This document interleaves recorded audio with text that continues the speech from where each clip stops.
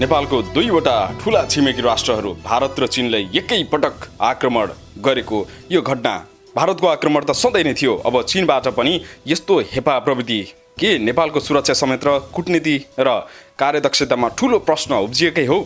लिपुलेकमा नेपालमै भारतले आफ्नो पक्की बाटो बनाउनु, नेपाल सरकारलाई अनि त्यो कुरा थाहै नहुनु, सिंहदरबारमा सिधै गएर सुरक्षा दिन बसेका प्रहरीको कठालो एक चिनिया सामान्य नागरिकले गर्न आँट गर्नु र अब फेरि चीनले सगरमाथातिर पनि आफ्नो क्रियाकलाप बढाउनु, नेपाललाई एकै पटक दुईवटा ठूला राष्ट्रले पारेको दबाव हस्तक्षेप यो सम्बन्धमा आज चर्चा कथा टुडेमा गर्दैछौँ।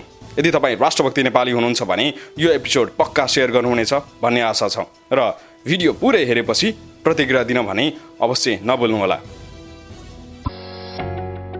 Katha today. Everything, everyone has a story.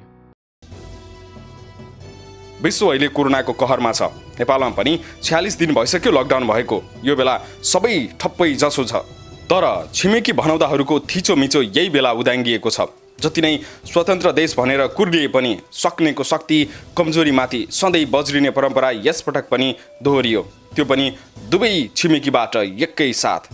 भारतबाट विभिन्न दबाव सीधा राजनीति, अर्थतन्त्र, भूगोल र हरेक कुरामा सधैँ जसो हुने गर्थ्यो। यसपटक पनि लिपुलेकमा दोहोरियो। नेपालमै आएर मानसरोवर जाने ठूला पिच बाटो नै बनाइदिए उनीहरूले। कसैलाई खबरै भएन, बाटो बनेर सकियो, अहिले हल्लाखल्ला हुँदैछ अरे। यता चीनले त भारत जस्तो रवैया देखाउँदैन है भन्ने थियो। राष्ट्रको दबाब के भन्नु, चिनिया एक नागरिकले सिंहदरबारको कठालो समातिदिए।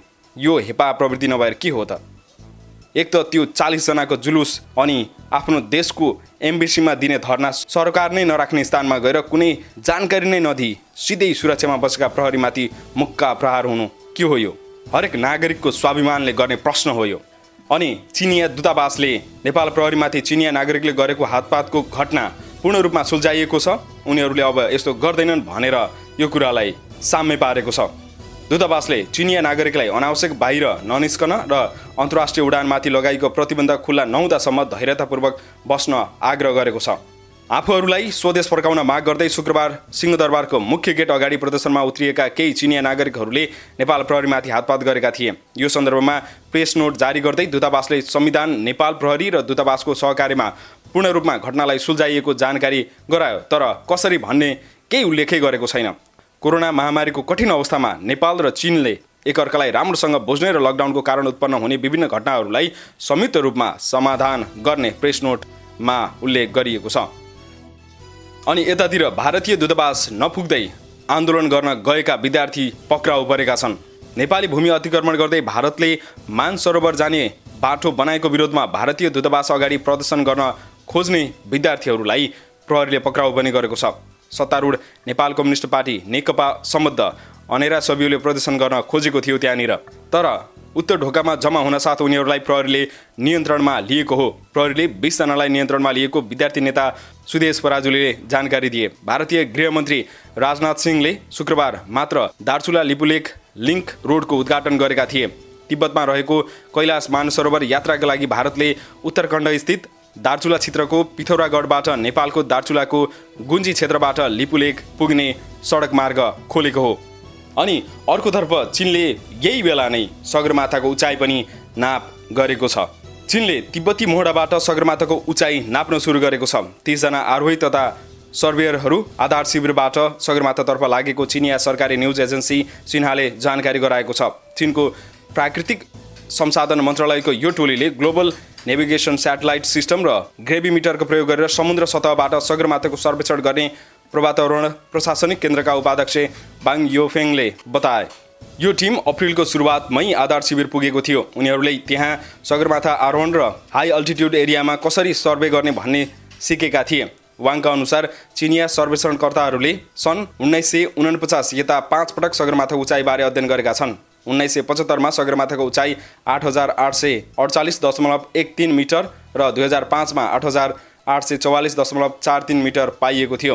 हिमालहरूमा हिउँ कम भएको सगरमाथाको उचाइबारे बेला बेला प्रश्न उठ्ने गरेको छ।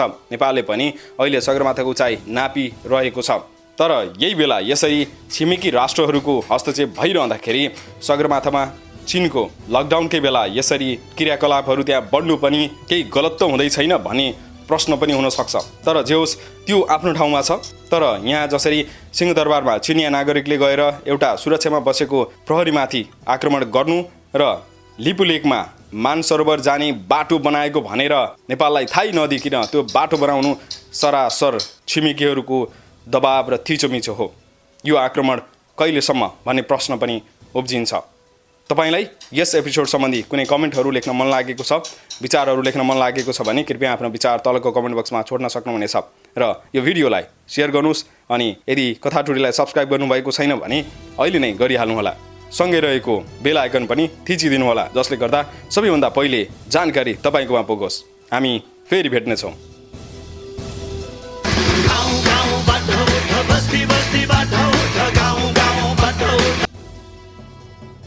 विश्व अहिले कोरोनाको कहरमा छ। नेपालमा पनि 46 दिन भइसक्यो लकडाउन भएको। यो बेला सबै ठप्पै जसो छ। तर छिमेकी भनौदाहरूको थिचोमिचो यही बेला उदाङ्गिएको छ। जति नै स्वतन्त्र देश भनेर कुर्दिए पनि सक्नेको शक्ति कमजोरीमाथि सधैँ बज्रिने परम्परा यसपटक पनि दोहोरियो। त्यो पनि दुवै छिमेकीबाट एकै साथ। भारतबाट विभिन्न दबाब सिधा राजनीति, अर्थतन्त्र, भूगोल र हरेक कुरामा सधैँ जसो हुने गर्थ्यो। यसपटक पनि लिपुलेकमा दोहोरियो। नेपालमै आएर मानसरोवर जाने ठुला पिच बाटो नै बनाइदिए उनीहरूले। कसैलाई खबरै भएन। बाटो बनेर सकियो, अहिले हल्लाखल्ला हुँदैछ अरे। यता चीनले त भारत जस्तो रवैया देखाउँदैन है भन्ने थियो। राष्ट्रको दबाब के भन्नु, चिनिया एक नागरिकले सिंहदरबारको कठालो समातिदिए। यो हेपा प्रवृत्ति नभएर के हो त? एक त त्यो 40 जनाको जुलुस अनि आफ्नो देशको एम्बेसीमा दिने धरना, सरकार नै नराख्ने स्थानमा गएर कुनै जानकारी नै नदिई सिधै सुरक्षामा बसेका प्रहरीमाथि मुक्का प्रहार हुनु के हो यो? हरेक नागरिकको स्वाभिमानले गर्ने प्रश्न हो यो। अनि चिनिया दूतावासले नेपाल प्रहरीमाथि चिनिया नागरिकले गरेको हातपातको घटना पूर्ण रूपमा सुल्झाइएको छ। उनीहरूले अब यस्तो गर्दैनन् भनेर यो कुरालाई साम्य पारेको छ। दूतावासले चिनिया नागरिकलाई अनावश्यक बाहिर ननिस्कन र अन्तर्राष्ट्रिय उडानमाथि लगाइएको प्रतिबन्ध खुल्ला नहुँदासम्म धैर्यतापूर्वक बस्न आग्रह गरेको छ। आफूहरूलाई स्वदेश फर्काउन माग गर्दै शुक्रबार सिंहदरबारको मुख्य गेट अगाडि प्रदर्शनमा उत्रिएका केही चिनिया नागरिकहरूले नेपाल प्रहरीमाथि हातपात गरेका थिए। यो सन्दर्भमा प्रेस नोट जारी गर्दै दूतावासले संविधान, नेपाल प्रहरी र दूतावासको सहकार्यमा पूर्ण रूपमा घटनालाई सुल्झाइएको जानकारी गरायो। तर कसरी भन्ने केही उल्लेखै गरेको छैन। कोरोना महामारीको कठिन अवस्थामा नेपाल र चीनले एकअर्कालाई राम्रोसँग बुझ्ने र लकडाउनको कारण उत्पन्न हुने विभिन्न घटनाहरूलाई संयुक्त रूपमा समाधान गर्ने प्रेस नोटमा उल्लेख गरिएको छ। अनि यतातिर भारतीय दूतावास नपुग्दै आन्दोलन गर्न गएका विद्यार्थी पक्राउ परेका छन्।